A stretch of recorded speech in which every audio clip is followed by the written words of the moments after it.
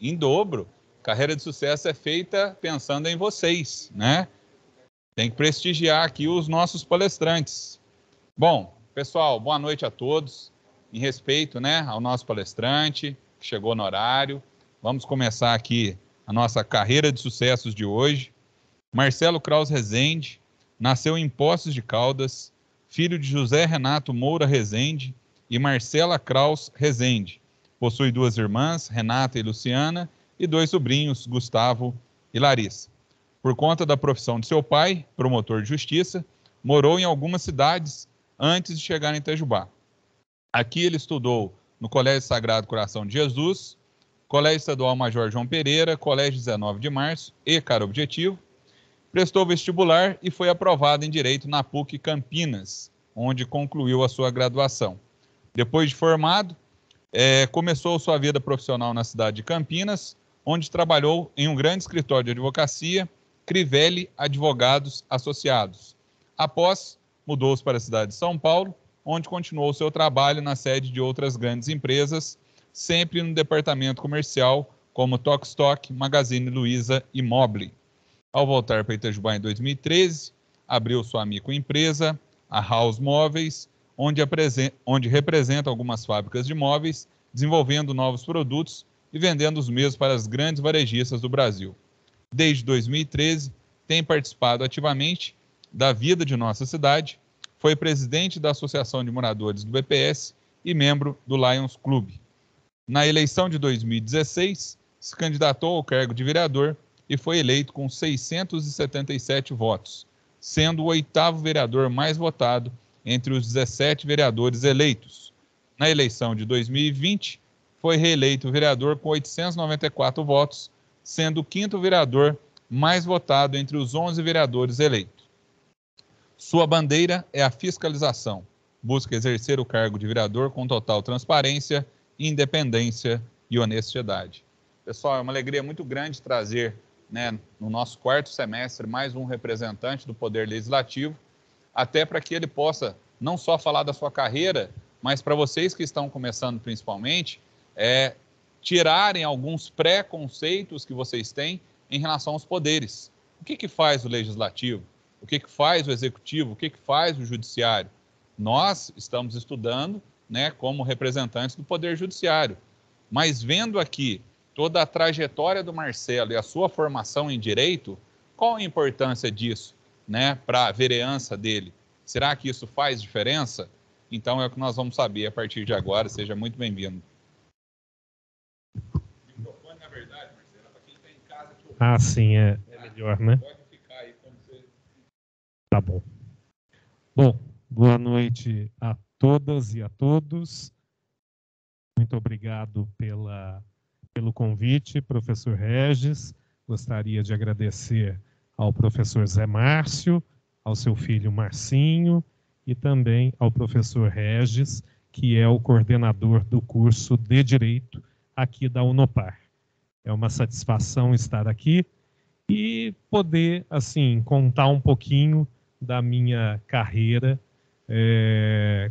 não digo de sucesso, porque eu não considero a minha carreira de sucesso, não. Mas eu acho que é importante essa trajetória, né? Eu tenho 50 anos de idade, então contar um pouquinho para vocês como foi essa minha trajetória, como eu voltei aqui para Itajubá. Eu não sou nascido aqui, eu nasci em Poços de Caldas, mas estou aqui em Itajubá desde os meus 8 anos de idade. Como o Regis já falou, o meu pai, ele era promotor, papai já faleceu, agora em 2021, foi vítima aí da Covid, mas ele ingressou nessa carreira do Ministério Público, e quando eu nasci, ele era já promotor de justiça em Cabo Verde, uma cidadezinha muito pequenininha, lá perto de Poços de Caldas. E aí, médico da minha mãe era de Poços, o hospital mais estruturado era Poços de Caldas, então eu acabei nascendo em Poços de Caldas, mas nunca morei lá. De Cabo Verde a gente foi para Monte Santo de Minas, e de Monte Santo de Minas a gente veio aqui para Itajubá. família do papai é de Pedralva, família da minha mãe de Lambari, então ele queria estar mais próximo de Pedralva. Surgiu uma vaga aqui no Ministério Público aqui em Itajubá e ele acabou concorrendo e pediu a promoção para cá. E aí eu tinha 8 anos de idade, foi quando a gente chegou aqui em Itajubá. Não nasci aqui, mas me considero um itajubense, porque desde os 8 anos morando aqui, a gente acaba fazendo as maiores amizades na infância e na adolescência, e essas são realmente as amizades que a gente leva para o resto da vida, né? Então a minha formação foi aqui em Itajubá. Depois, num determinado momento, pensando no que fazer da vida, e aí a gente já entra nessa questão de carreira, eu acabei optando por fazer direito, né? Meu pai tinha feito, meu tio, minhas 2 irmãs eram formadas na Faculdade de Direito de Pouso Alegre, e aí eu acho que não por influência, mas eu vendo a carreira do meu pai, vendo que ele era muito feliz sendo promotor de justiça, vendo que ele era muito respeitado e gostava muito do que fazia, eu falei, bom, acho que eu vou fazer direito também. Mas já pintava uma dúvida naquela escolha, porque eu também gostava muito de arquitetura, muito de engenharia civil, mas numa cidade do interior como Itajubá, essa área de construção civil, principalmente de arquitetura, não era tão abrangente assim e não tinha, no meu ver, naquela época, há 30 e tantos anos atrás, eu encarava como não tinha tantas perspectivas para você atuar. Então, eu falei, bom, vou optar pela carreira de direito, porque eu acho que é mais amplo, o leque é maior, e aí acabei prestando vestibular lá para a PUC Campinas, e fui aprovado e comecei o meu curso lá em Campinas, né? Foi um curso bacana, eu sempre fui um bom aluno, assim, desde criança eu sempre fui um bom aluno. Nunca fui um excelente aluno de sentar na primeira carteira, mas eu sempre levei muito a sério o estudo e o curso que eu fazia. Tive apenas uma DP, né, que eu carreguei, que foi direito penal. Não gostava muito de direito penal, acabei não passando, e aí tive que refazer no 2º ano. Mas o resto eu tirei de letra e sempre fui aprovado com umas boas notas. Mas aí, bom, me formei, isso foi em 90, né? Eu entrei na faculdade em 90, o meu RA era 90, 41, 78, tem umas coisas que a gente não esquece, né? E aí entrei na faculdade em 90 e saí da faculdade em 94.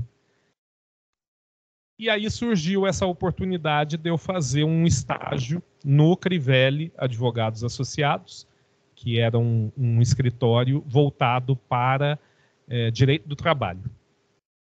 E lá fui efetivado e lá trabalhei por alguns anos. Só que aí começou a surgir uma dúvida. Será que realmente eu gosto do direito? Será que é exatamente isso que eu quero para o resto da minha vida? E aí eu até fui fazer terapia para entender tudo isso, né? Fiz lá 1 ano e pouco de terapia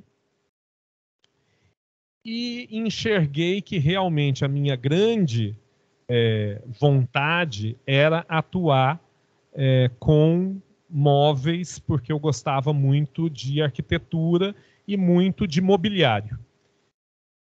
E aí eu falei, bom, eu preciso fazer uma transição na minha carreira, né? Não foi fácil, porque assim, você já tinha feito uma faculdade, já tinha depositado toda uma energia naqueles 5 anos de faculdade. Você, quando se forma, você tem aquela vontade de já sair da faculdade, já com o primeiro emprego, já ganhando seu dinheiro e já começando a se realizar profissionalmente, né? E aí eu falei, bom, acho que eu vou ter que começar tudo de novo, né? Mas eu ainda era jovem e, graças a Deus, eu também tinha uma estrutura familiar que podia me auxiliar naquele momento. E aí eu falei, não, eu vou arrumar um emprego nessa área que eu gosto. E prestei um outro vestibular, que era de arquitetura, na Unip, né? E aí eu fui fazer arquitetura na Unip, lá em Campinas mesmo. Mas eu falei, eu não quero parar de trabalhar, né? Eu já trabalhava nesse escritório de advocacia, tinha pedido demissão, e eu falei, eu preciso trabalhar para eu ter o meu dinheiro, porque eu não quero voltar a depender do meu pai. E aí fui procurar emprego na Tokstok, que era uma, não sei se vocês conhecem a Tokstok, é uma empresa que vende móveis, uma empresa de móveis e acessórios para casa. É uma empresa que tem loja no Brasil todo. E lá em Campinas tinha uma loja no shopping Iguatemi. E eu já frequentava a Tokstok, alguns objetos imóveis da minha casa lá em Campinas foram comprados na Tokstok. E aí eu falei, bom, eu vou bater lá com a cara e a coragem e vou ver se tem algum emprego, alguma chance para mim. E eu conhecia um vendedor de lá que me atendia, chamava Alcir. E aí falei, Alcir, eu trouxe aqui o meu currículo e, sei lá, eu não conheço o gerente daqui, mas entrega para ele e vê se existe alguma oportunidade aqui na loja. E depois de alguns dias ou algumas semanas, não me recordo, o Gilberto, que era o gerente da loja, me ligou falando, olha, Marcelo, eu gostei do seu currículo e tem uma oportunidade aqui, mas não sei se você vai aceitar, porque eu vi que você fez o curso de Direito, eu vi que você trabalhou num escritório de advocacia como advogado, e a única vaga que eu tenho aqui para você é como vendedor, porque para entrar na empresa, você precisa entrar como vendedor. Bom, aceitei o desafio. E, assim, é muito estranho, porque você, num dia, você está no fórum lá em Campinas, trabalhando como advogado, despachando, de terno e gravata, né? Porque sempre tem aquela beca que você vai trabalhar sempre muito bem vestido como advogado e tal. E quando vê, você faz uma transição e você está num outro dia como vendedor de uniforme da Tokstok, de calça e polo escrito Tokstok, enfim, né? E recebendo na loja, eu lembro que tinha um advogado que eu conhecia lá em Campinas, que não era meu amigo, mas eu encontrava com ele ali nos corredores do fórum. E aí um dia ele entrou na Tokstok para fazer uma compra e ele chegou para mim e falou, você tem um irmão que é advogado? Eu falei, não, sou eu mesmo. Aí ele ficou meio assustado, né? Porque ele não imaginava que eu, de advogado, fosse virar um vendedor de loja. Mas é muito interessante porque, assim, quando você realmente gosta do que faz, você enfrenta obstáculos e vai para cima, né? Então, assim, eu não me senti de forma alguma envergonhado de um dia ser advogado e no outro dia fazer uma transição de carreira e começar numa empresa como vendedor de loja, né? Eu me sentia muito mais feliz vendendo móveis na Tokstok do que lá nos corredores do fórum, despachando e trabalhando com direito. Eu não quero desanimar vocês não, viu, gente? Eu até falei isso para o Dr. Regis. Eu falei, Dr. Regis, mas você está me convidando para falar para a turma de direito sobre carreira de sucesso. E eu abandonei o direito e estou indo lá falar para eles, parece que eu estou incentivando eles a abandonar o direito. Não é nada disso, viu, gente? Eu só acho assim, eu estou contando a minha trajetória para vocês e eu acho que o importante de tudo isso é você ter coragem para enfrentar a vida e enfrentar os obstáculos da vida, porque a vida é feita sempre de coisas boas e coisas ruins, né? A gente tem, durante o dia, muitas felicidades, mas a gente tem tristezas também, né? E a gente tem muitos obstáculos, né? Durante toda a vida.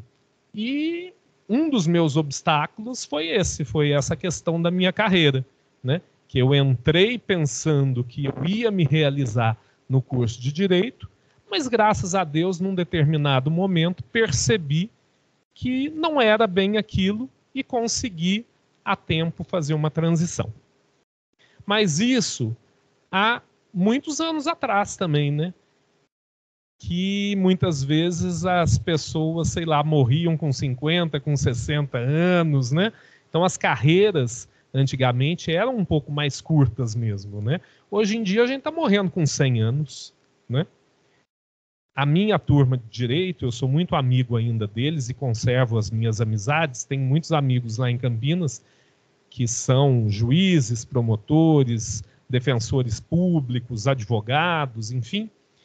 E esses dias eu estava batendo papo com uma amiga minha, Ana Marta, e ela estava falando assim, bom, daqui a uns 4, 5 anos eu me aposento e eu vou entrar num curso de psicologia, porque eu vou me aposentar com 54 anos. E você imagina, a pessoa aposenta com 54 anos, que foi a idade que meu pai aposentou mais ou menos, e hoje a pessoa já está pensando em fazer uma outra faculdade e seguir uma nova carreira, né? Porque isso é interessante também. Antigamente você nascia, você fazia uma faculdade, você trabalhava a vida inteira naquilo, se aposentava e pronto, né? Hoje em dia não. Hoje em dia, primeiro, os cursos são mais curtos, né? Às vezes você tinha que fazer uma faculdade de 5, 6 anos. Medicina ainda é super longo o curso, né? Mas hoje não. Hoje às vezes tem curso que dura 1 ano e pouco, 2 anos, às vezes um curso técnico, né?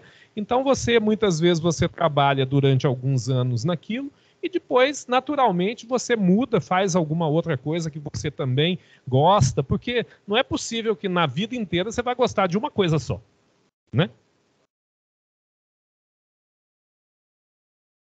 Sim, exatamente. Então, assim, hoje em dia é muito normal isso, né? Então, essa minha amiga, por exemplo, ela já está pensando em se matricular e fazer o vestibular para fazer o curso de psicologia e, quando ela se aposentar, ela vai começar a exercer e, com certeza, vai fazer aí uns 10, 15, 20 anos na psicologia, como profissional da psicologia. Pois não.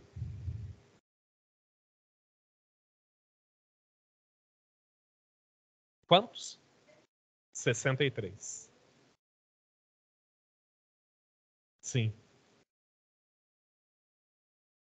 Eu acho que é isso, é você correr atrás dos seus sonhos, né? É você ter coragem para correr atrás dos seus sonhos, porque muitas vezes a pessoa fica aí um pouco amarrada e inibida em fazer algumas coisas, a tomar certas atitudes, mas eu acho que o importante é isso, é você ter coragem para fazer isso. E aí, quando eu fiz essa minha transição, que eu fui trabalhar na Tokstok e que eu comecei a fazer o meu curso de arquitetura, que eu gostei muito, eu comecei a me dedicar demais no meu trabalho lá na empresa, e aí surgiu uma vaga que nem foi eu que fui atrás. O meu gerente, que era o Gilberto, ele percebeu que eu me entregava demais no trabalho e percebia que eu realmente gostava do que eu fazia, e aí surgiu uma vaga lá na sede da empresa, que era São Paulo, e ele foi lá e me inscreveu nessa vaga sem eu saber. Um determinado momento, num dia lá, ele falou, olha, você vai ter uma entrevista por telefone, naquela época ainda não existia essa coisa de fazer as coisas online, né? Você vai ter uma entrevista por telefone, a pessoa vai te ligar tal hora, aqui no telefone da gerência, e aí você vai conversar, porque é uma vaga tal. Eu falei, bom, vamos lá. Fiz a entrevista e olha como são as coincidências, né? A menina que estava me entrevistando, porque aí a gente vai conversando um pouco, né, da vida, quem é, quem não é, tal. Ela também era nascida em Poços de Caldas. E eu também nascido em Poços de Caldas, aí já começou aquela coisa, né, de falar as mineirices e tocar nos assuntos da cidade e tal. que assim, eu falei para vocês, eu nunca morei em Poços de Caldas, mas a família da minha mãe, apesar de ser de Lambari, já estava morando em Poços de Caldas, então a vida inteira eu também frequentei Poços de Caldas, né? Então começamos lá a conversar sobre Poços de Caldas, tal, aquela coisa toda. No final eu acabei sendo aprovado, e aí depois eu descobri que essa vaga era para você rodar o Brasil todo em todas as lojas Tok-Tok, dando treinamento para um novo sistema que eles iam implantar de venda. Falei, meu Deus, já era uma surpresa eu ter que mudar de função, né? E aí ainda tinha que mudar de função e viajar o Brasil todo. E aí eu fiquei num segundo dilema, né? Numa segunda encruzilhada. Bom, como eu vou ter que viajar o Brasil todo, eu vou ter que trancar a minha faculdade, porque naquela época não existe isso que nós estamos fazendo hoje, né? Um pedaço da turma aqui, outro pedaço em casa, assistindo aula online. Naquela época não existia, era só presencial, né? E aí era aquele dilema, eu vou fazer o quê? Né? Na vida sempre existem esses 1000 dilemas que você passa, né? Você tem que fazer certas opções. Eu vou para cá ou vou para lá? Né? E assim, tentando não se arrepender da escolha que você ia fazer, né, naquele momento. E aí eu tinha duas opções. Ou eu continuava matriculado no curso de arquitetura e terminava o curso de arquitetura, ou eu topava aquele novo cargo dentro da empresa e ia viajar o Brasil todo por quase 3 anos, passando por todas as lojas. Porque em cada loja a gente ficava um período, né? Acho que 1 mês mais ou menos em cada loja. E aí eu falei, bom, eu adoro a Tok-Tok, sempre gostei, até hoje eu amo aquela empresa. É a empresa que eu mais me realizei na vida, foi lá dentro. E até hoje eu presto serviço para eles. E topei, né? Parei de fazer arquitetura, fiz metade do curso de arquitetura e fui atrás desse outro sonho que era crescer dentro da empresa, né? Que eu via que eu poderia crescer dentro da empresa. Era uma empresa já, não é uma empresa enorme, mas era uma empresa já grande, que tinham ali dentro muitas oportunidades. Eu falei, não, eu quero crescer dentro da empresa, eu quero fazer carreira dentro da empresa. E aí foi, eu fiquei por alguns anos rodando o país, até que o projeto terminou, e aí a gerente do departamento de compras, do departamento comercial da empresa, me chamou e falou, olha, que só um parênteses, né? Nesse meio tempo, assim, nesses 2 anos que a gente ficou rodando, os gerentes das lojas também ficavam olhando o seu desempenho como profissional, né? E eles ficavam olhando ali, o que o Marcelo gosta de fazer dentro daqui da empresa, enfim, ficava sondando, às vezes perguntando, tal. Então a gerente do departamento comercial achou que eu tinha o perfil para trabalhar na empresa no setor de compras, no setor de desenvolvimento de novos produtos. E aí fui lá para São Paulo e comecei a trabalhar na sede realmente da Tok-Tok, né, que fica em Barueri. Hoje eles mudaram a sede, mas por muitos anos foi lá em Barueri, lá em Alphaville, em Tamboré. E aí fui morar em São Paulo.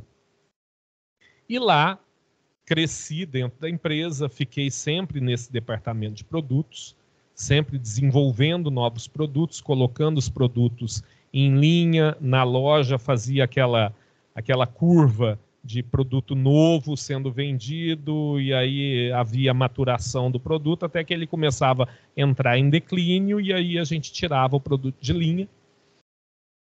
Mas fiz durante aí quase 12 anos, eu fiquei dentro da Tok-Tok, até que eu recebi um convite para trabalhar no departamento comercial também da empresa Magazine Luiza, né? Então eu saí de uma empresa que na época, não lembro exatamente, mas na época eu acho que tinha, sei lá, umas 30, 40 lojas, a Tok-Tok, que era uma grande empresa, e aí fui para uma empresa que era o Magazine Luiza, que na época eu acho que tinha umas 800 lojas, né? Era assim, era um mundo completamente diferente, era uma empresa completamente diferente, o DNA da empresa muito diferente, mas me chamaram porque eles tinham um plano de melhorar um pouco a qualidade dos produtos do Magazine Luiza no setor de móveis, fazer uma linha diferente. Eles tinham uma ideia assim de algumas lojas fazerem estilo meio que toque-estoque para conquistar um público diferente para o Magazine Luiza. E aí lá eu fiquei por 2 anos nesse projeto. Só que o Magazine Luiza também é uma empresa fantástica. Só que 2 coisas aconteceram. Primeiro, eu não me acostumei com o DNA da empresa. Porque era aquela coisa assim, eles não pensavam no design do produto, eles aprovavam qualquer coisa, eles queriam assim, era custo baixo, eles queriam um produto que o preço tinha que conquistar aquele mercado que eles tinham, que era uma população de uma classe um pouco mais baixa. Então você não podia desenvolver um produto um pouco mais sofisticado, com uma linha um pouco mais bonita, porque acabava não sendo aprovada na empresa e os gerentes das lojas acabavam não comprando aquela ideia. Então, assim, foi um projeto de 2 anos, que depois a diretoria do Magazine Luiza concluiu que não ia realmente dar certo. Os gerentes das lojas, eles têm muita força com a Luiza, né? A Luiza sempre ouve muito o que os gerentes das lojas falam.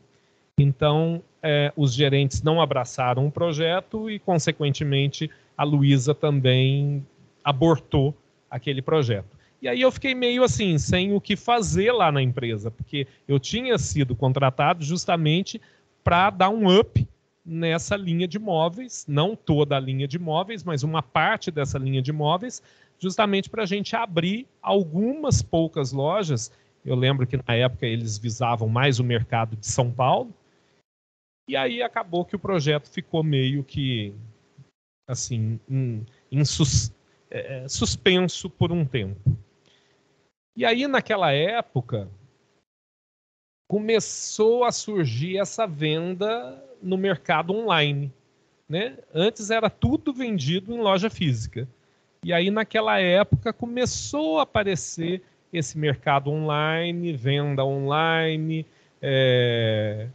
venda por site, e-commerce, isso, aquilo. E eu não conhecia nada desse mercado, né? Não conhecia nada. Eu só conhecia loja física, desenvolver produtos e colocar na loja física para vender. E aí eu tinha uma certa curiosidade de conhecer um pouco mais esse tipo de venda. E aí eu tinha um amigo que trabalhava na Mobly, que era um e-commerce de móveis. Hoje eles têm até uma loja física, 1 ou 2 lojas físicas, mas naquela época a venda era só via computador e via celular. Eu achava super estranho, né? Falava, como que uma pessoa vai comprar um sofá na internet sem sentar no sofá, sem saber se o sofá é confortável ou não? Eu não entendia. Na minha cabeça era uma coisa meio impossível. E eu falava, esse tipo de mercado não vai dar certo, né? Porque as pessoas não vão comprar coisa sem olhar, sem ver, sem sentar, sem... Achava eu que não ia dar certo e, imagina, hoje todo mundo, né, compra no Mercado Livre, aquela coisa toda, né? Eu ainda, que sou mais velho, muito adaptado, não. Eu prefiro ainda comprar na loja física, né? Aquela coisa de ir na banca comprar revista. Revista hoje em dia é tudo online, né? Eu prefiro ir na banca comprar a revista e folhear a revista na minha casa. Mas foi um boom, todo mundo compra hoje online, né? quem nasceu numa determinada geração acaba nem entrando em loja física, prefere só essa compra virtual, né? E aí fui para a Mobile, conheci realmente como funcionava tudo isso, adorei, enfim, também no departamento comercial lá da Mobile.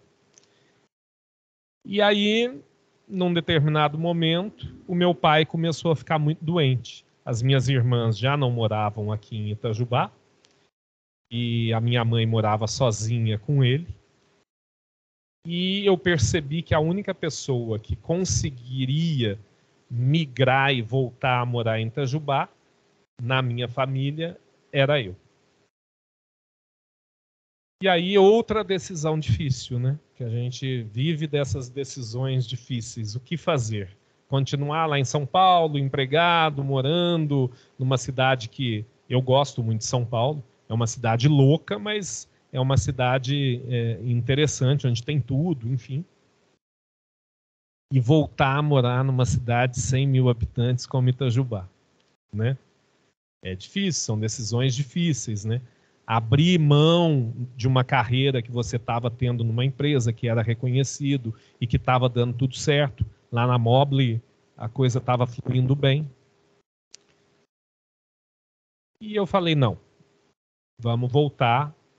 Acho que a minha mãe está precisando dessa ajuda e vamos tentar recomeçar, né? E aí voltei no meio, mais ou menos, de 2013, que eu voltei para cá, a morar aqui. E aí eu já voltei e já comecei, né? O que eu vou fazer, porque eu não posso ficar parado, né? As contas, os boletos estão ali vencendo e você precisa pagar, né? E aí eu tinha um apartamento lá em São Paulo que eu morava, coloquei para alugar, então já era uma rendazinha que eu tinha.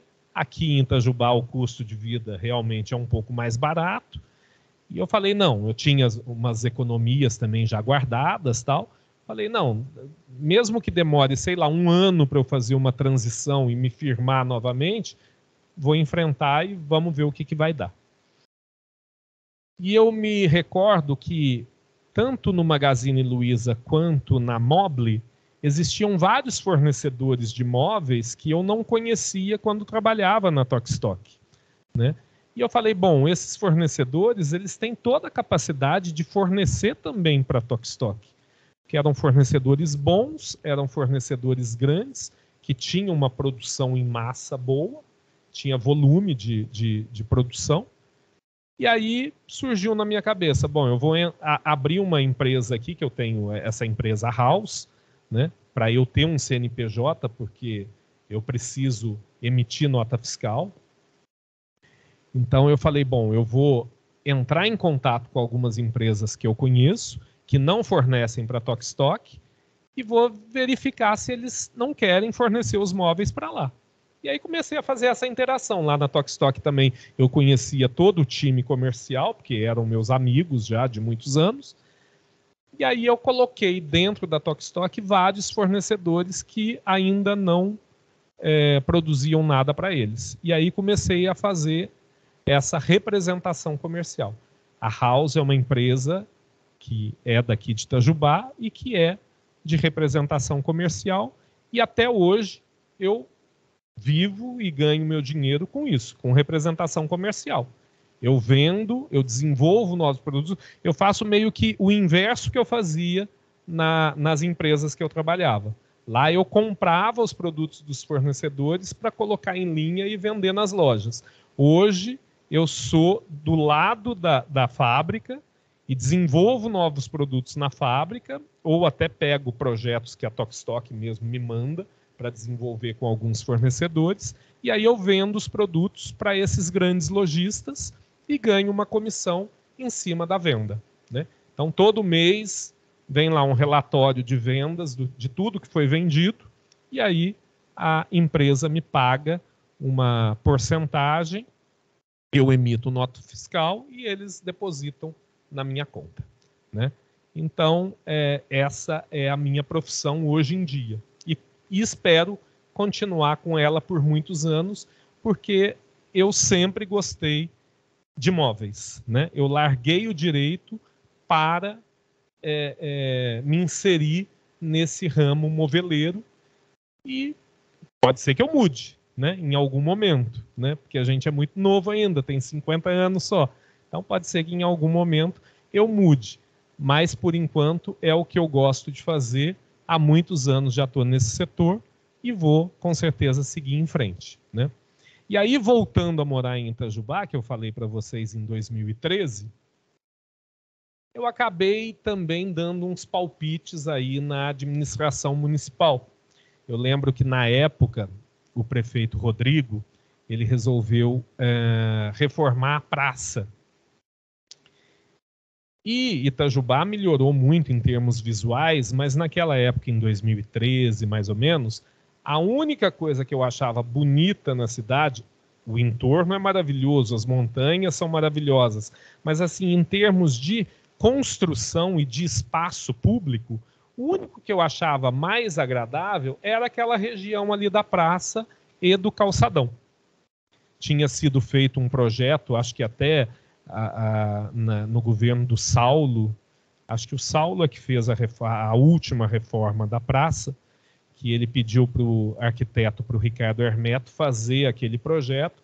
Então eu achava que era uma coisa bem pensada, bem trabalhada, precisava sim de uma reforma, porque aquelas pedras portuguesas saíam e, enfim, a mulherada que anda de salto passava ali e o salto prendia naquelas pedrinhas portuguesas e destruía o salto das meninas, enfim. Então, assim, eu achava, na minha concepção naquela época, eu achava que a prefeitura ela deveria reformar a praça da cidade e o calçadão, e não simplesmente passar a máquina, destruir absolutamente tudo e fazer um novo projeto.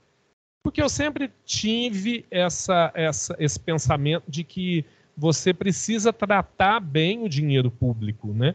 Porque não é porque é dinheiro público que não é dinheiro de ninguém. Pelo contrário, o dinheiro público é dinheiro de todos, né? O dinheiro público é meu, é de todos vocês, né? Então, um prefeito municipal, quando ele lida com o dinheiro público, ele precisa tratar com muito respeito aquele dinheiro público.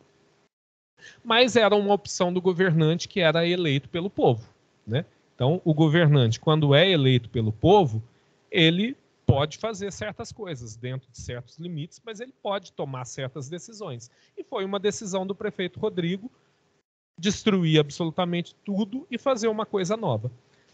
Só que aí a minha revolta na época era também não conseguir achar em lugar nenhum o que seria a nova praça, né? Eu ia lá no Facebook, na página da prefeitura, eu falava, eles estão querendo destruir uma coisa que é bonita e vão construir o que no lugar? Eu quero saber o que eles vão fazer na praça e no calçadão, né? Aí eu comecei a verificar uns desenhos que saíram lá na época no Facebook, dizendo que aquilo seria a nova praça. Eu olhava aquilo e falava, não é possível. Isso daqui é um desenho de uma pessoa primária, fazendo um esboço aqui do que vai ser a nova praça. Não é possível. E aí eu comecei a ficar um pouco revoltado com tudo aquilo e comecei a dar algumas opiniões lá no Facebook sobre essa obra, essa nova obra, que seria a Praça Municipal e o calçadão. E aí, é aquela coisa, né? Você começa a dar palpite, o povo começa a falar, não, peraí, você tá dando um palpite ruim, ou então você tá dando um palpite bom. Aí as rádios, às vezes, começaram a me chamar para dar entrevista. Eu lembro que teve uma manifestação lá na praça, que a IPTV veio, aí me entrevistou, e aí começa o seu nome a ficar um pouco mais em evidência, né? Seu nome começa a ficar na boca do povo, ou pelo menos na boca de alguns presidentes de partido político. Porque partido político é assim, eles querem eleger algum representante. E aí eles ficam olhando na população, né, no caso Itajubá, quem que está se destacando, né? E aí começaram partidos políticos a vir atrás de mim, não, porque você tem perfil, porque você fez direito, porque você tem capacidade de ser um vereador, aquela coisa toda. E aí você começa a pensar, né? Será que realmente tenho, não tenho? Será que eu abraço isso ou não? Né? E aí eu falei, bom, pode ser, né? Na minha família, o pai do meu pai, ele tinha sido vereador, prefeito e deputado. A geração do meu pai, assim, dos filhos, não. Meu pai foi ser promotor de justiça, as minhas duas tias professoras, e o irmão do meu pai, ele era advogado concursado da Assembleia Legislativa, chegou até ser o diretor-geral da Assembleia Legislativa de Minas. Mas não tinha nenhum cargo político, assim, eletivo, né? E aí eu falei, nossa, será que depois do meu avô eu é que vou ser o primeiro eleito, assim, né? Vou entrar nessa carreira política? Mas, enfim, falei, vamos tentar, vamos... eu sempre achava que lá em São Paulo, era uma reflexão que eu fazia, que lá em São Paulo é uma cidade muito grande, onde praticamente ninguém conhece ninguém, né? Assim, você tem um círculo de amizade, às vezes, muito pequeno, e eu percebia lá em São Paulo que eu não conseguia doar, assim, e fazer o bem para ninguém, né? Eu tocava a minha vida, era uma coisa ali de empresa, mas você acabava não se envolvendo na vida pública, e era uma coisa que eu sentia que faltava, às vezes, em mim, de eu ter um pouco essa entrega e essa doação, né? De estar no meio, assim, de algumas decisões políticas e públicas, né? E aí eu falei, bom, eu vou encarar e vamos ver o que vai dar, né? Sem grandes pretensões, né? Vamos colocar o nome aí e ver o que vai acontecer. E eu acredito que a minha eleição, porque eu tinha voltado recentemente a morar em Itajubá, né? A eleição foi em 2016, eu voltei a morar aqui praticamente no fim de 2013, né? Então muita gente ainda não me conhecia, mas conhecia muito a minha família, né? Meu pai sempre foi uma pessoa muito respeitada aqui em Itajubá, minha mãe também. Então acho que a minha eleição não foi eu que ganhei, foram os meus pais que ganharam a eleição e acabaram colocando lá o filho para ser um representante, né? E durante os 4 anos, eu sempre tive na minha cabeça que a função do vereador era realmente de fiscalizar. Claro, representar a população, representar o povo, mas a função principal de um vereador é fiscalizar a prefeitura municipal, né? E como eu já tinha tido um certo atrito aí com essa questão da reforma da praça, eu falei, bom, acho que é esse caminho que eu tenho que seguir, né? Então, eu sempre fui um vereador assim um pouco mais combativo, mas também acho eu que sempre muito equilibrado, né? Eu nunca fui de gritar e de espernear e aquela coisa. Eu sempre fui um vereador tranquilo, que em determinados momentos apoiava o que o prefeito municipal mandava para a Câmara e discutia se eu achava que não era bom para a população, né? O Rodrigo, uma vez, o prefeito, né? O prefeito Rodrigo, uma vez encontrou comigo na esquina ali da Rádio Jovem FM e aí falou assim, mas você precisa me apoiar mais na Câmara Municipal?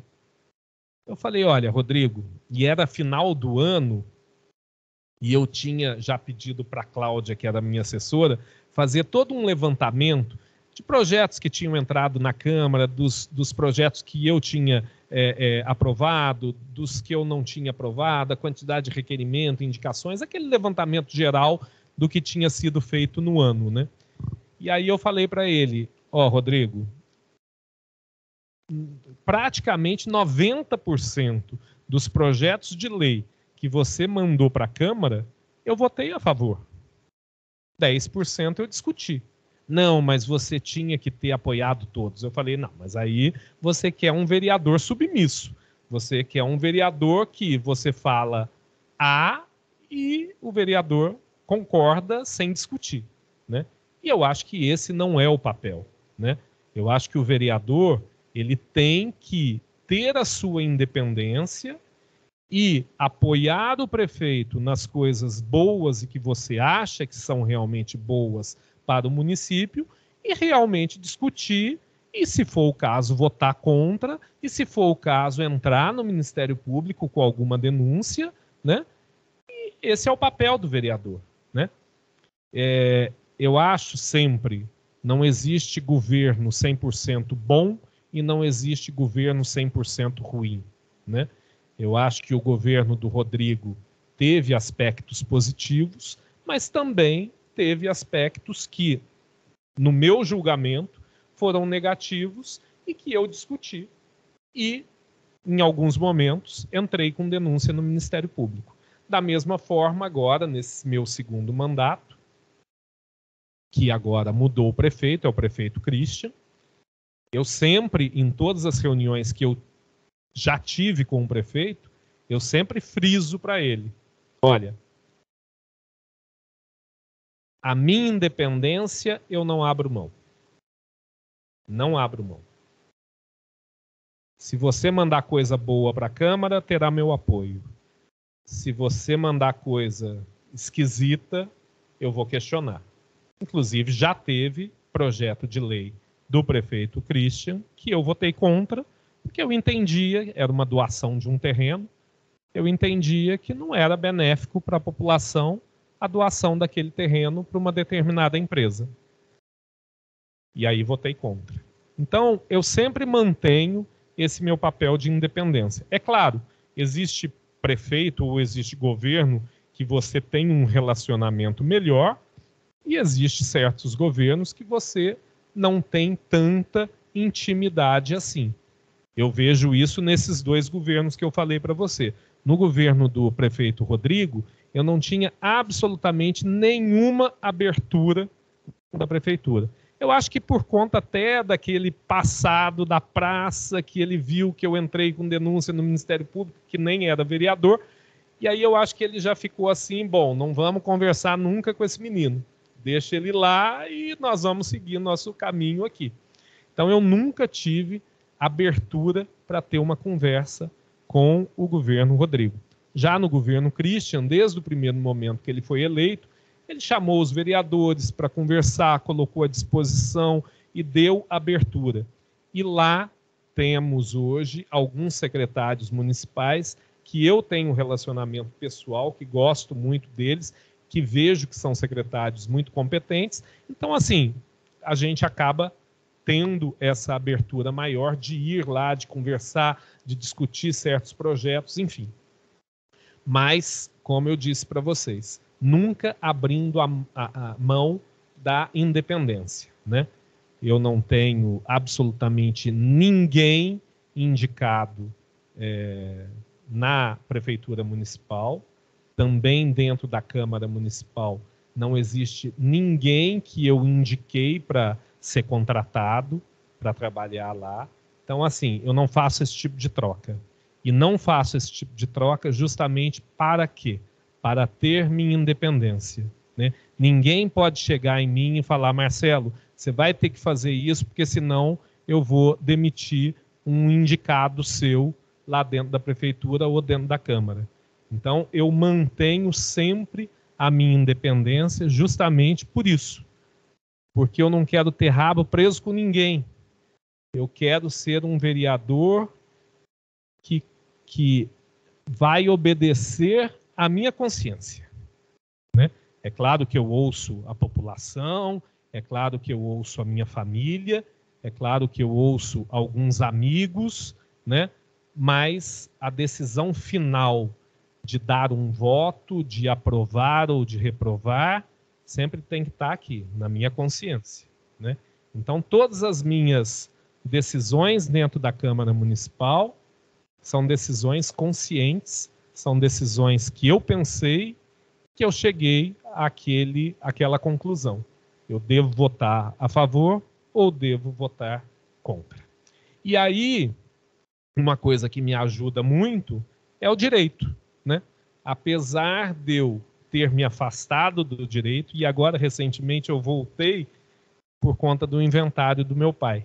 Depois de anos e anos sem advogar e sem abrir um livro e sem nada, eu falei, bom, preciso fazer o inventário do meu pai. E aí, num mundo completamente diferente daquela época, né? Agora, hoje, a gente peticiona tudo através de computador, é tudo processo online, uma coisa que não existia naquela época, né?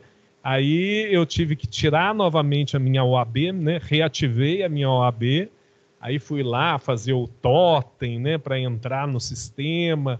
Eu lembro que eu falei, meu Deus, como que eu vou mexer nisso tudo, né?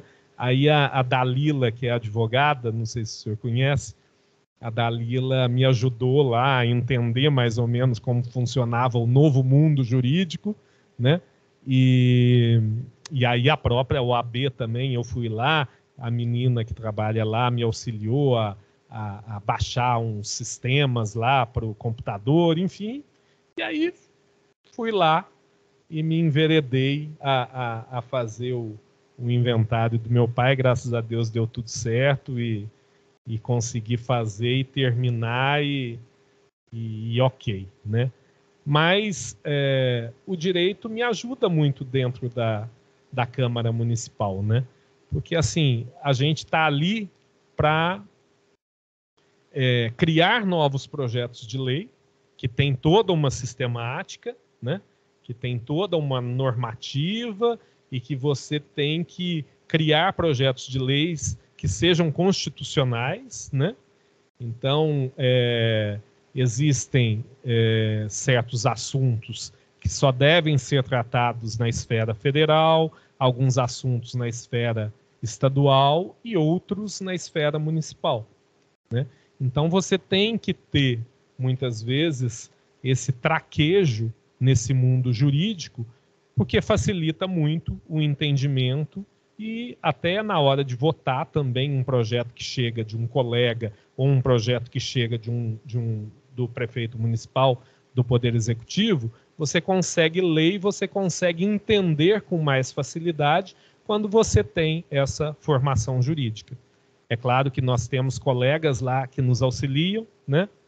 E eu sempre estou lá na sala enchendo um pouco o saco deles, porque eu sempre quero saber tudo e como que está andando isso e discutir com eles, porque assim, o direito, vocês sabem também, o direito não é aquela coisa absolutamente exata, né? Sempre tem uma discussão, sempre tem uma jurisprudência para um lado, jurisprudência para o outro, e é aquela confusão, né? Tanto que existe o advogado de uma parte que defende, fala, não, é dessa forma que está certo. Aí vem o promotor ou o advogado da outra parte, não é assim. Olha, nós temos essa outra visão. E aí o juiz acaba acolhendo ali todos e vendo e decidindo por um caminho, né? Mesmo assim não para ali também, né? Aí existe o recurso que vai para o tribunal, porque às vezes o juiz pode ser parcial, né?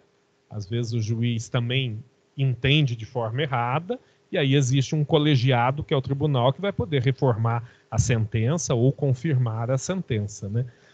Enfim, então lá na Câmara Municipal, como a gente lida com essa questão de legislação, né? A gente acaba que com essa formação jurídica, apesar de não estar ali no dia a dia, mas ajuda muito a compreender todo esse mundo, né? E assim vamos tocando, né, Dr. Regis? Esses desafios, né? A cada projeto novo que aparece lá, a gente vai, estuda um pouco e vai montando na nossa cabeça o que a gente deve fazer, se deve votar contra, se deve votar a favor e justificativa também, porque uma coisa que eu acho importante é você, muitas vezes, justificar o seu voto, né? Eu, como vereador, eu gosto de justificar o voto, pelo menos naqueles assuntos que são mais polêmicos e mais relevantes para a cidade. Existem, não que algum projeto de lei não seja relevante, mas, por exemplo, um projeto de lei que vai dar o nome de uma pessoa para uma rua. Não é que não tenha importância, claro que tem, mas não precisa de tanta justificativa assim, né? Um projeto de lei lá para instituir o mês tal como mês de proteção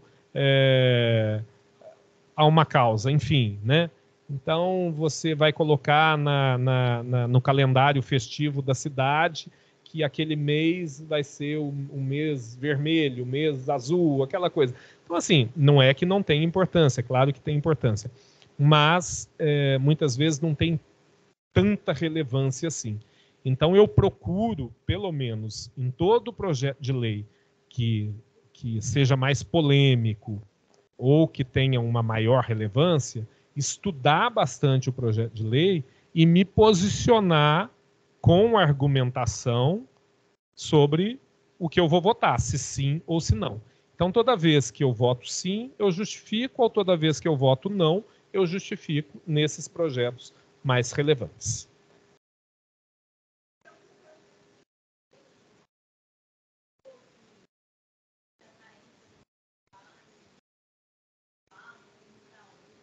Na legislação passada, no mandato passado, eu apresentei, por exemplo, um projeto que repercutiu um pouco, foi essa questão da perturbação do sossego. Que nós temos uma legislação federal, que é até uma contravenção penal, essa questão da perturbação do sossego. Mas aqui no município nós não tínhamos nenhuma multa administrativa para a perturbação do sossego, né?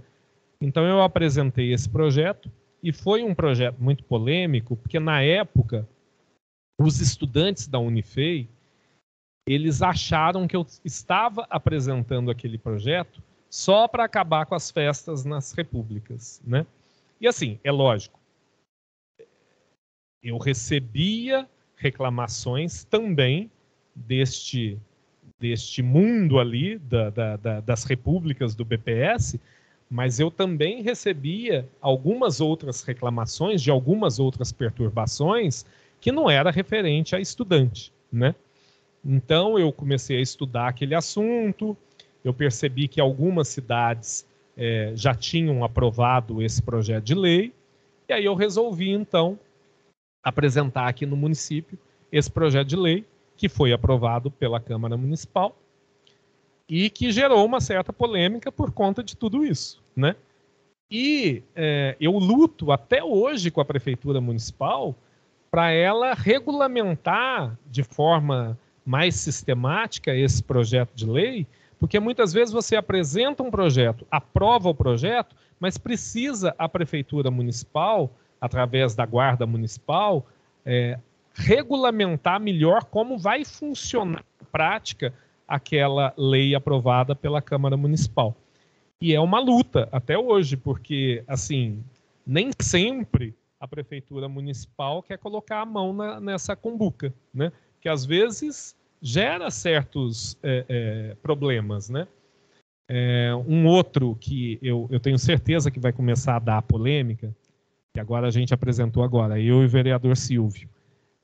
Na gestão passada, a vereadora Mônica, que era da causa animal, ela apresentou um projeto tentando acabar com os carroceiros na cidade, porque ela achava que o cavalo era maltratado, enfim, então ela queria exterminar com as carroças. Eu até, na ocasião, eu votei contra esse projeto, porque a gente tem que pensar em todo mundo e colocar na balança o que é bom e o que é ruim, enfim, tudo tem que ser questionado e verificado, né? Então, eu achava que era uma atitude também muito radical. Não, vamos exterminar com as carroças da cidade. Não é assim também, né? E aquela pessoa que tem lá 40, 50 anos, que está ali trabalhando naquilo e que sustenta a família, enfim, né? Então, mas ao mesmo tempo, a gente percebia que este assunto é recorrente na cidade. Tem muita gente que fala, eu odeio esse transporte de tração animal, porque maltrata o animal, e muitas vezes, às vezes, maltrata mesmo, né? Às vezes o dono da carroça não tem tanto cuidado assim com o cavalo, e às vezes maltrata, mas também tem carroceiro que não maltrata, que tem consciência de que o cavalo é que puxa ali a carroça e que o cavalo tem que ser muito bem tratado, muito bem alimentado, enfim, né? Então, assim, tem N casos.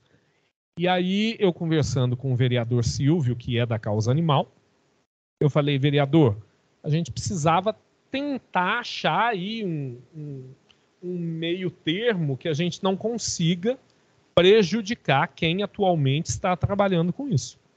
E aí foi uma solução até simples, mas que já começaram a distorcer o projeto e aí tem gente falando que eu e o vereador Silvio estamos querendo terminar com as carroças.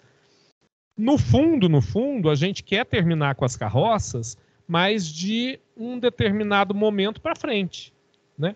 Porque todo carroceiro, só para vocês entenderem, todos os carroceiros que trabalham atualmente em Itajubá, eles precisam de uma permissão da prefeitura municipal, né? É que nem um carro precisa ter a documentação para transitar. Um carroceiro também precisa de uma documentação da prefeitura municipal para transitar no perímetro urbano. Então, a nossa ideia é a seguinte: depois que a lei for aprovada e sancionada, a prefeitura municipal ela não vai mais poder dar uma permissão para alguém que for lá tirar essa permissão. Então, assim, todos os carroceiros atuais que estão trabalhando, eles vão continuar trabalhando até ou o cavalo morrer, ou o carroceiro morrer, ou ele resolver aposentar e não querer mais trabalhar. Enfim, todos esses carroceiros de Itajubá vão continuar trabalhando e a gente não quer tirar o sustento dele e da família dele, porque a gente tem essa responsabilidade. A gente não quer tirar isso. Só que, a partir de um determinado momento, se você for lá na prefeitura e falar, eu quero tirar uma licença para trabalhar com carroça em Itajubá, não, você não vai poder retirar essa licença, porque nós somos impedidos por lei, que é essa lei que a gente quer instituir, a dar novas licenças, né? Então, assim, é um projeto de lei que, se for aprovado, porque vai passar pelo crivo da Câmara Municipal, se for aprovado, a gente, num médio a longo prazo, a gente vai conseguir não ter mais na cidade de Itajubá veículos com tração animal. Mas, volto a falar, os que hoje estão aqui trabalhando vão continuar trabalhando.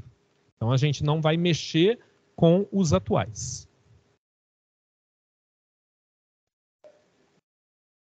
Obrigado.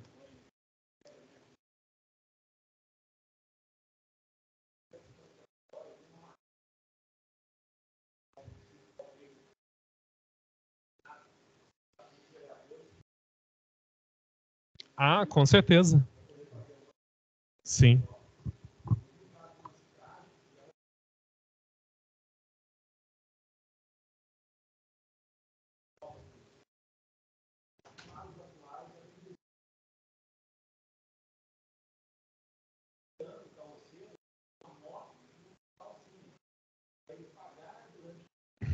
Sim.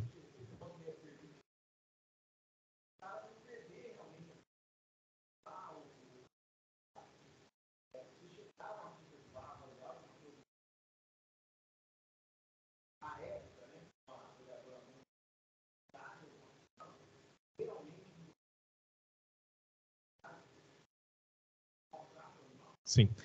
Via de regra, todo projeto de lei de iniciativa do vereador, ele não pode criar despesa para o município, né? Essa é meio que uma regra geral, né? Muita gente, só para dar um exemplo, para ficar um pouco mais claro também na cabeça de vocês.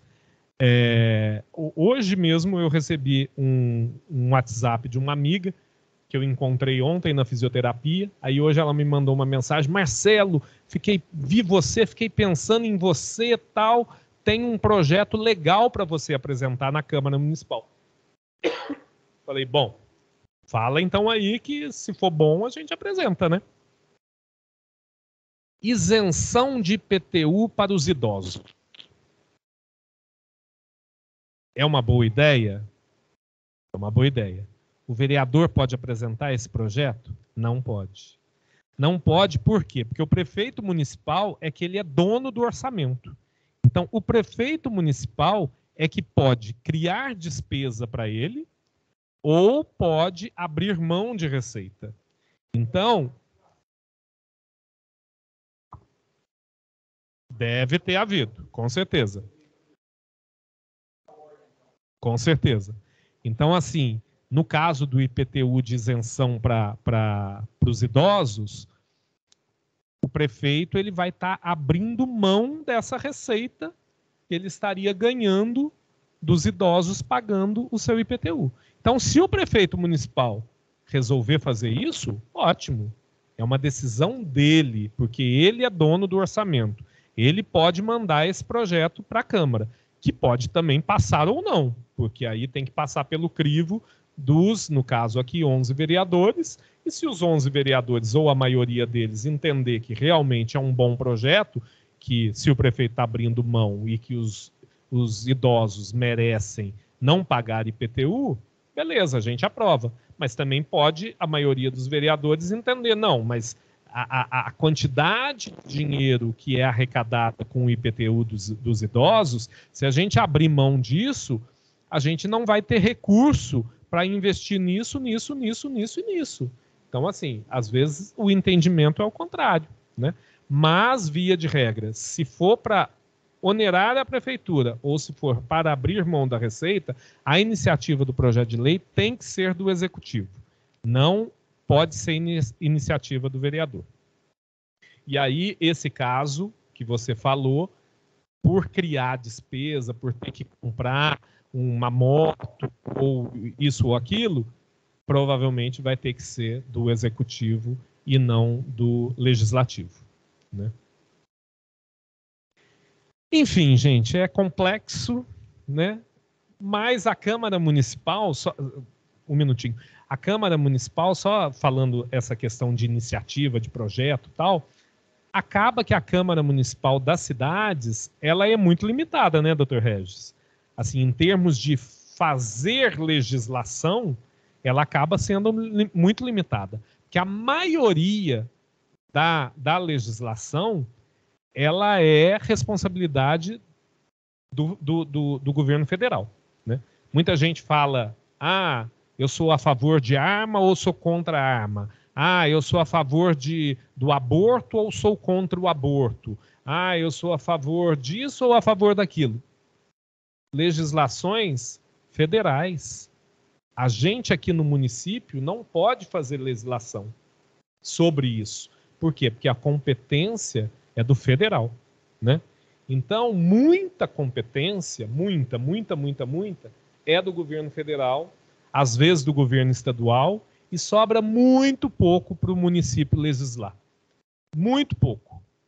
E aí, é o que eu falo, a grande responsabilidade de um vereador acaba não sendo até na legislação, e sim na fiscalização do gasto do dinheiro público. Então, eu sempre falo, a função primeira de um vereador, de um membro do Poder Legislativo, é realmente fiscalizar. E não e legislar no que pode legislar, que acaba sendo muito pouco.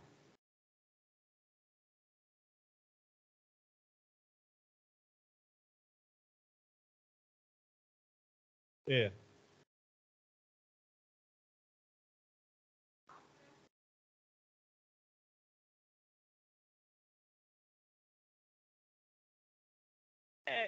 assim, são realidades muito diferentes, né? Mas como eu gosto muito de arquitetura, de urbanismo, a gente percebe que uma cidade como São Paulo, é claro, tem 1000 problemas disso também, né? Mas é uma cidade que tem também muito recurso para você fazer certas obras e faz assim obras realmente às vezes muito relevantes, né? E às vezes assim, o meu choque quando eu voltei para Itajubá é exatamente isso, né? A gente perceber que muitas vezes a cidade precisa de certas coisas que precisa ser feito, como por exemplo o trevo do Jardim das Colinas. Quanto tempo a gente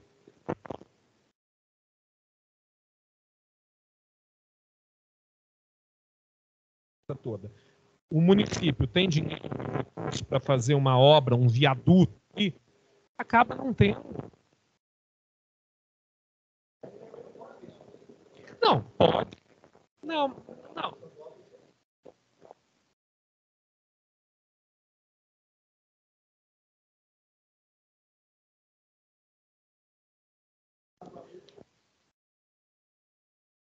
Sim. É. Mas se houver uma parceria entre o governo municipal, federal ou estadual, acaba acontecendo. Mas muitas vezes, então, mas muitas vezes não acontece por falta de a prefeitura municipal, é claro, Itajubá não é uma cidade pobre, mas também não é uma cidade rica, né? Nós temos, por exemplo, Extrema, que é uma cidade que tem um recurso muito, infinitamente maior do que aqui, né? Mas a gente fica ali.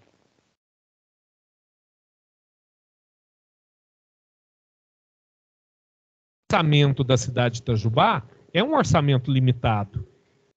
E por isso o prefeito municipal ele precisa até estar muito mais atento, porque assim ele não pode se dar ao luxo de gastar dinheiro sem precisar, né? Então assim, quando a gente tem um recurso mais limitado, isso acontece dentro da nossa casa, né? Cada um tem um recurso, né? Cada um tem uma previsão de ganho no mês e de gasto também, né? Então a gente sempre tem que equilibrar as nossas contas da nossa casa. Ilimitado, ela tem que tomar cuidado e saber de fato no que vai.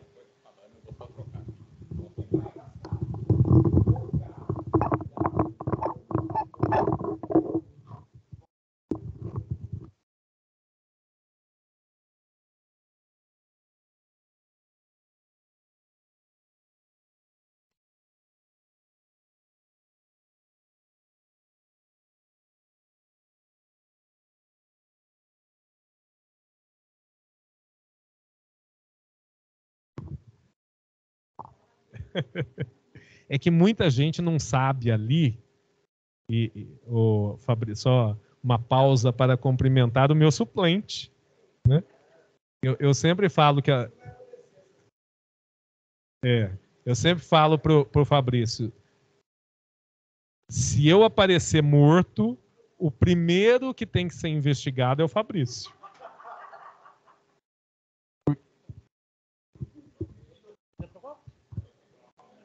Porque ele, dentro da cidade de Itajubá, é o maior interessado.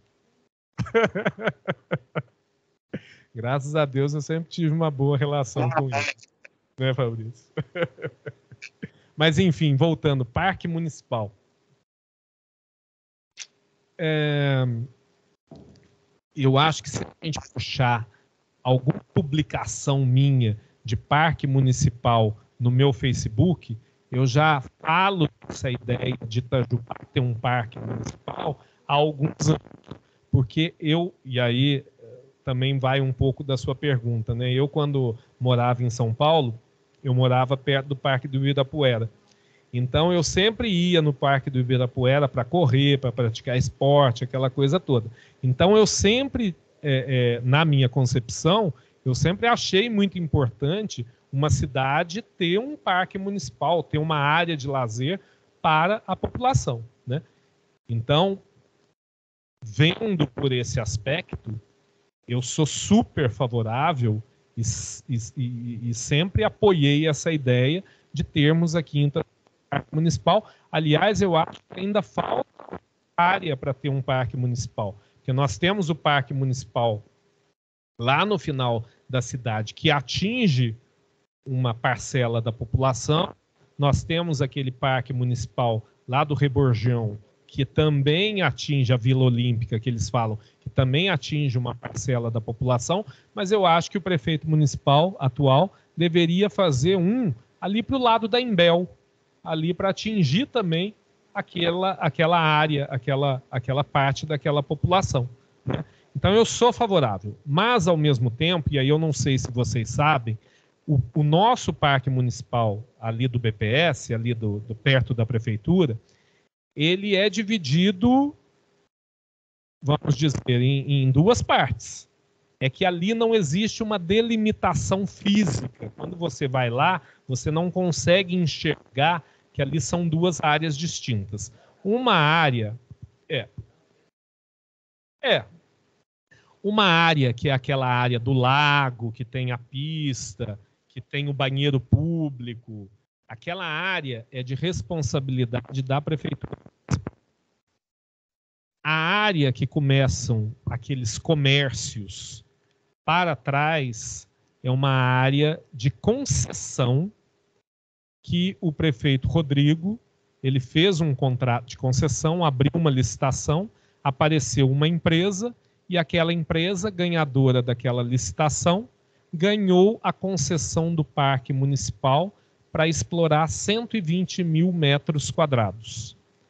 E dentro desse contrato de concessão existem várias responsabilidades a serem cumpridas, várias cláusulas que o ganhador da concessão precisa cumprir. E existem, enfim, direitos e deveres ali. E aí, a minha luta é essa, porque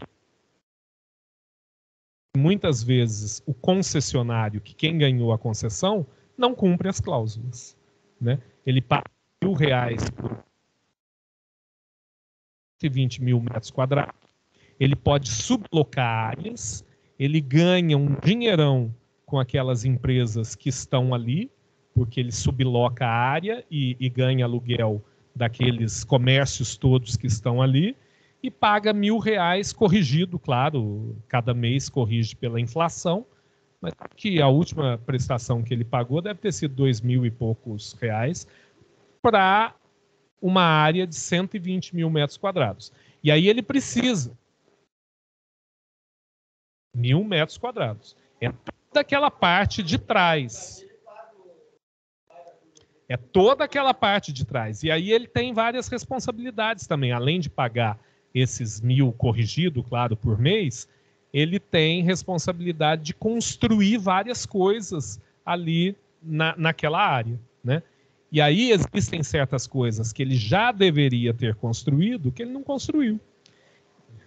Então assim, é uma briga danada. É uma briga que eu tô ali no pé, já denunciei no Ministério Público, vou denunciar no Tribunal de Contas. Então assim, por um lado, eu sou super favorável a termos um parque municipal, a termos uma área ali que tenha comércio e que a população vai, enfim, mas ao mesmo tempo, eu como vereador e como sei que existe um contrato de concessão, eu preciso fiscalizar, eu preciso discutir, eu preciso colocar a mão na ferida, né? Porque se você não fica ali cutucando, a população não sabendo desse contrato de concessão. E acaba que vê ali aquele parque que é realmente muito bacana, que tem festas, e acha que tudo ali está lindo e maravilhoso. E não é assim, né? Então, eu sou super favorável.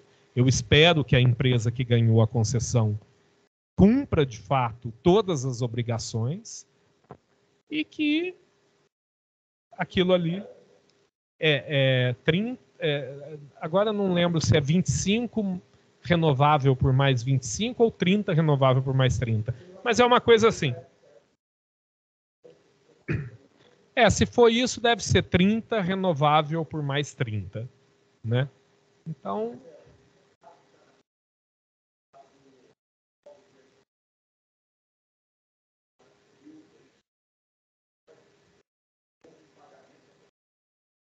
Sim.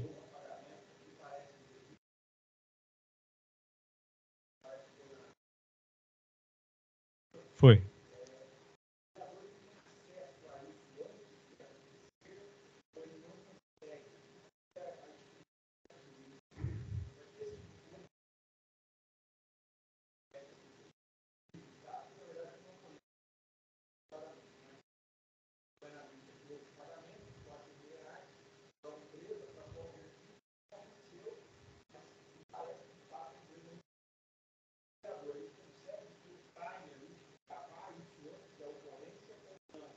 Depende.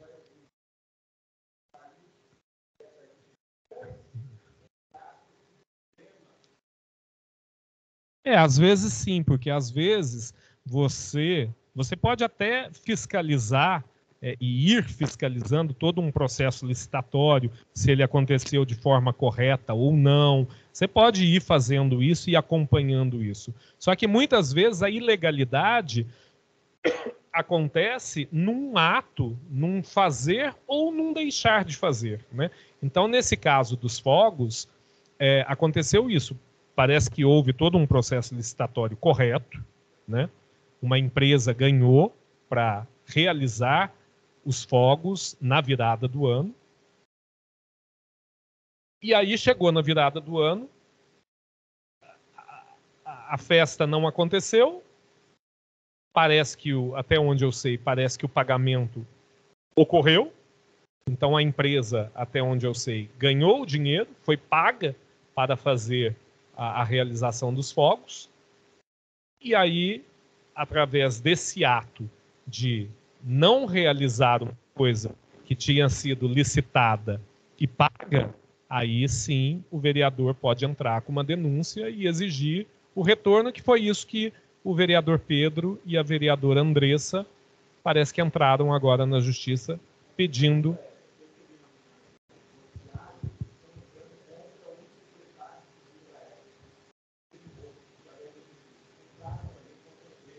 Sim, com os dois. Eles entraram contra a empresa e contra o secretário municipal.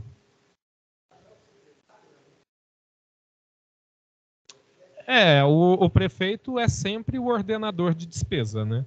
Eu acho que seria a responsabilidade final acaba sendo do prefeito municipal, né?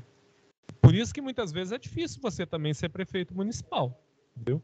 Porque, assim, a responsabilidade toda cai em cima das suas costas, né? Muitas vezes você tem uma equipe boa de secretários e, às vezes, um ou outro acaba fazendo uma bobagem, às vezes até nem de má fé, às vezes comete alguma irregularidade, porque o sistema é difícil, né?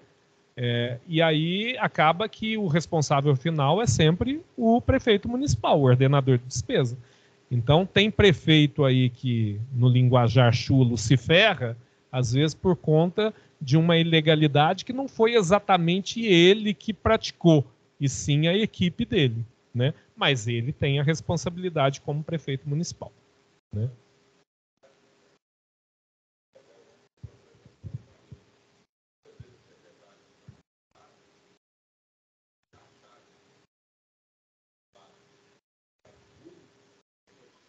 É muito difícil. É muito difícil essa adaptação. A gente já viu aqui secretários municipais que, depois de um tempo, pediram realmente para se afastar porque não conseguiram essa compreensão, né? Não conseguia, era da iniciativa privada e foram para a pública e a coisa não vai, não desenrola e demora, e a pessoa ali na privada faz a coisa acontecer no dia seguinte, né? Na pública, não. Na pública, só para você fazer um processo licitatório, já demora um tempão, né? E que muitas vezes eu tive esse choque também, porque a vida inteira eu trabalhei na iniciativa privada. Hoje eu trabalho com a minha empresa e eu sou o dono do meu negócio, então eu faço o meu ritmo. Mas quando eu estava na iniciativa privada, eu sempre tive um chefe acima de mim que ficava ali, né? cutucando, e não porque a gente precisa disso para ontem, porque o faturamento da empresa esse mês caiu, a gente precisa reagir de um dia para o outro, a gente precisa reagir, a venda precisa acontecer, e enfim, né? Então a gente sempre estava ali dentro daquele caldeirão, né? E aí quando eu fui eleito e comecei a transitar nesse setor público, a gente percebe que a coisa é completamente diferente, né? E às vezes precisa ser também, porque a gente está trabalhando com dinheiro público, né? Não pode ser uma coisa também super rápida, porque muitas vezes, se você faz a coisa muito rápida, você acaba fazendo e beneficiando, às vezes, alguém. Então, assim, precisa realmente ter. Então precisa ter aí uma sistemática um pouco mais profunda, né? E isso demora.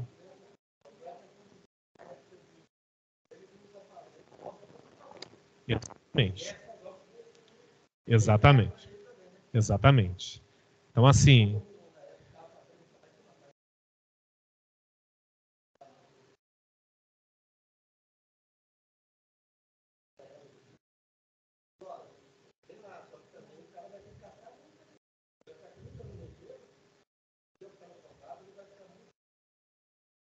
Pois é. Então, assim.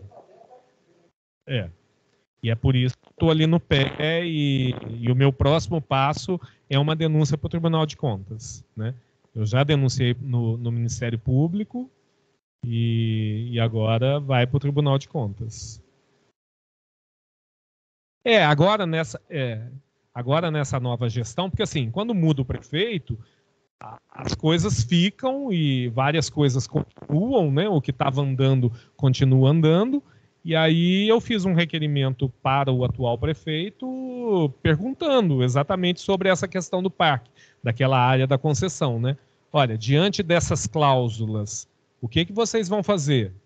Vocês vão atrás do concessionário, ter praticado isso no devido tempo. Então, assim, é um requerimento que eu fiz, que ainda não obtive resposta, porque todo requerimento a prefeitura tem 30 dias para responder, prorrogável por mais 30. Então, hoje mesmo eu mandei uma mensagem para o Israel, que é o secretário de governo, falando desse requerimento do parque. O prazo de 30 dias já venceu. Eu sei que vocês têm mais um prazo, mas dá um cutucão aí para ver se responde no prazo. É, é. Então, assim, a gente sempre tem que estar atento. Agora, eu tento ser um vereador equilibrado, assim, eu tento. Eu não sou daquele de ficar esperneando isso, aquilo. Eu gosto de fazer a coisa dentro da legalidade. Né? Então, eu tento usar os instrumentos que nós ali na Câmara temos. Agora, se a pessoa vai gostar ou não tá, aí são outros 500, né? Mas eu tento fazer o meu papel e tento dar transparência. Então, estou fazendo isso, enfim, né? Mas sem ficar também causando muita polêmica, porque também acho que não precisa, né? E assim vamos seguindo.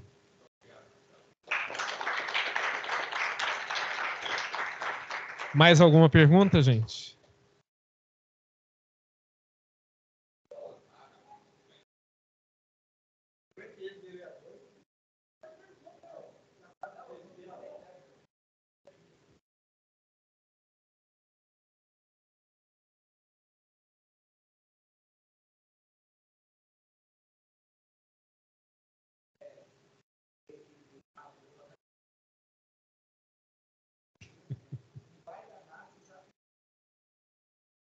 É,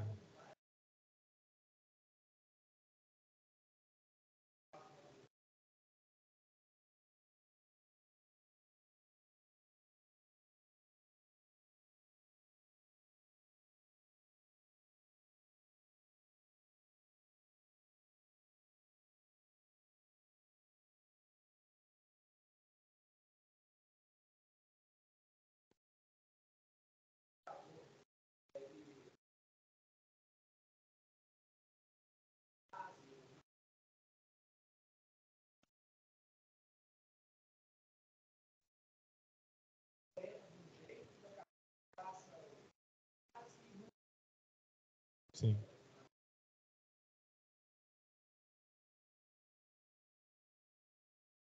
É. Eu falei, é, eu falei um pouco para ele sobre essa questão do vereador independente, né?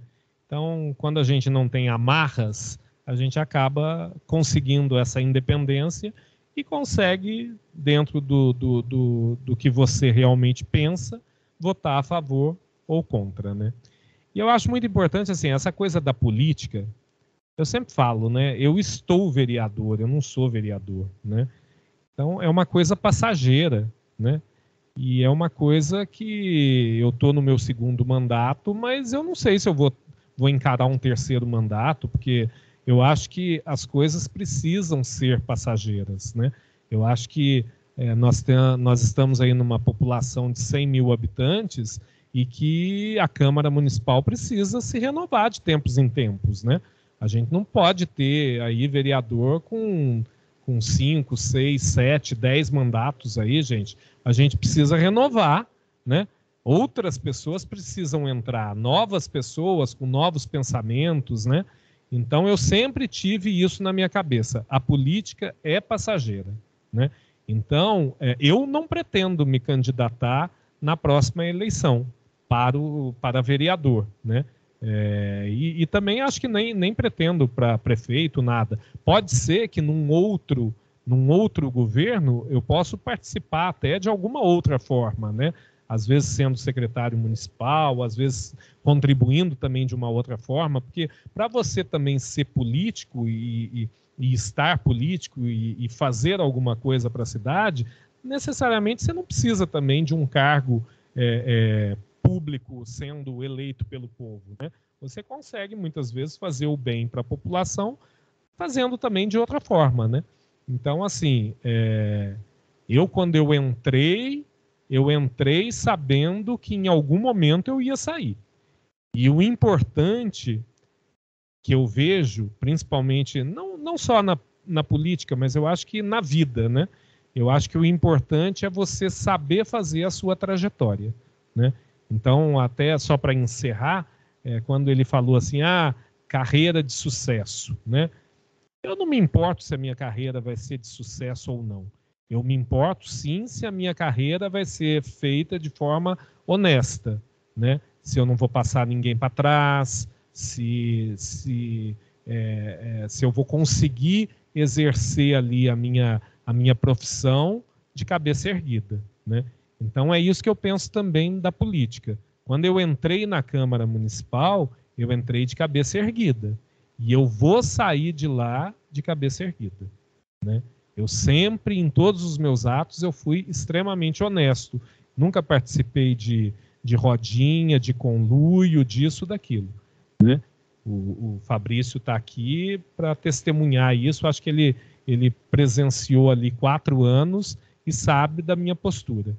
Então, eu acho que o importante é isso. É você entrar numa carreira pública ou numa privada, né? Vocês vão se formar e alguns vão querer fazer concurso público ou outros vão realmente querer advogar. É vocês fazerem essa trajetória profissional sempre prezando essa questão da honestidade, porque isso faz bem só para você, né? Porque se você começa a ser desonesto, isso vai afetar você de alguma forma, né? Então, ter essa cabeça erguida, fazer o bem, fazer as coisas sempre bem feitas e de forma honesta, é o principal, né? Se você vai atingir o grande sucesso ou não, isso é uma consequência. Às vezes tem gente que não... olha, eu sempre brinco e falo para algumas pessoas da minha família. Graças a Deus, nós conseguimos ter, assim, uma situação financeira, uma tranquilidade financeira. Graças a Deus, porque meu pai sempre foi promotor de justiça, o Ministério Público paga relativamente bem. Então, assim, a minha mãe agora é viúva, mas recebe pensão do meu pai. E então, assim, a gente tem uma tranquilidade financeira. Mas eu sempre falo para alguns parentes meus, se o meu pai não tivesse passado no concurso de promotor de justiça, eu tenho certeza que nós iríamos passar dificuldade na vida. Por quê? Porque o meu pai nunca soube cobrar, nunca soube ser uma pessoa assim, sabe, ter aquela visão de negócio. A gente não ia dar certo, sabe? Essa tranquilidade financeira que hoje nós temos, certamente nós não teríamos. Mas por quê? Porque é um estilo dele, era ele, né? Meu pai era uma pessoa extremamente bondosa, caridosa, e ia chegar lá um cliente e ia falar, eu não tenho dinheiro, e ele não ia cobrar. Tenho certeza disso. Agora, ele como promotor de justiça, todo mês pingava lá um dinheiro e ele conseguiu, então, construir lá um patrimônio e conseguiu deixar a minha mãe relativamente bem, graças a Deus, né? Então, assim, ele como promotor de justiça, eu posso dizer que ele teve uma carreira de sucesso e até financeiramente tranquila. Se ele fosse advogado, não que advogado não dê dinheiro, porque às vezes dá muito mais dinheiro, mas você tem que ter perfil para ser advogado. E meu pai não tinha aquele perfil. Então, certamente a gente ia passar dificuldade financeira. Então, assim, o sucesso às vezes acontece e às vezes não acontece, até por uma questão assim de perfil também, né, de trajetória, de conseguir se desempenhar bem numa profissão ou não. Eu também tenho essa clareza na minha vida. Se eu fosse advogado, não ia conseguir ser um bom advogado. Não ia conseguir ganhar dinheiro também com isso. E, enfim. Agora, eu gosto de trabalhar com isso, com negociação, com móveis, e eu caí, eu acho que no ramo certo, né? E aí consegui aí, tem uma certa tranquilidade e vamos tocando a vida. Obrigado a vocês.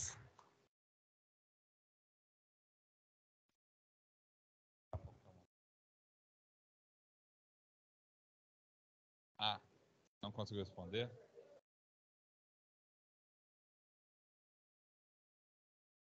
Thaís, você nos ouve?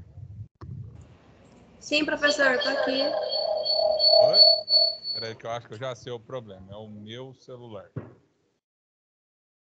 estava fazendo a admissão dos alunos aqui. Pronto.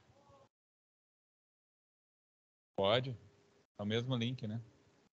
Laís, só mais um minutinho aqui, porque a Elaine tá para variar. Não? Por que não? Ah, é? Todo mundo aqui já respondeu? Tranquilo? Laís, a Elaine tá pedindo para colocar ela aí. E eu acho que não deveria colocar. Tá. O Zenon falou. Certo, professor. Foi o Zenon. Pode começar o sorteio, então? Pode. Pera aí, tá faltando um aqui. Tá bom.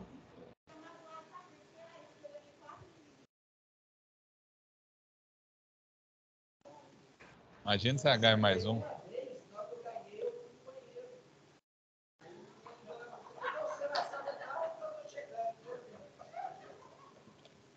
Sortudo, né?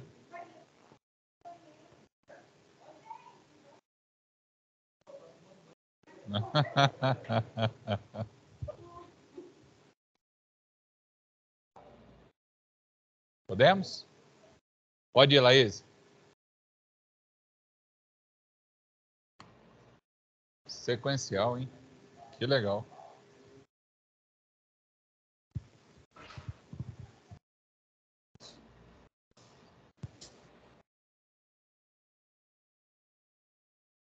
Laís, não tô enxergando. Apareceu agora? Não, apareceu. Só não dá para enxergar aqui pelo retroprojetor. Tá, agora. Qual que é o nome? Samantha Stephanie. Tá aqui? Aí, ó. Samantha está aqui. O senhor tiraria uma foto com ela, por gentileza? Com o palestrante, por favor. Se você quiser vir aqui. Vou pegar meu celular, eu tiro a foto, depois eu mando. É. Aqui. Vamos lá.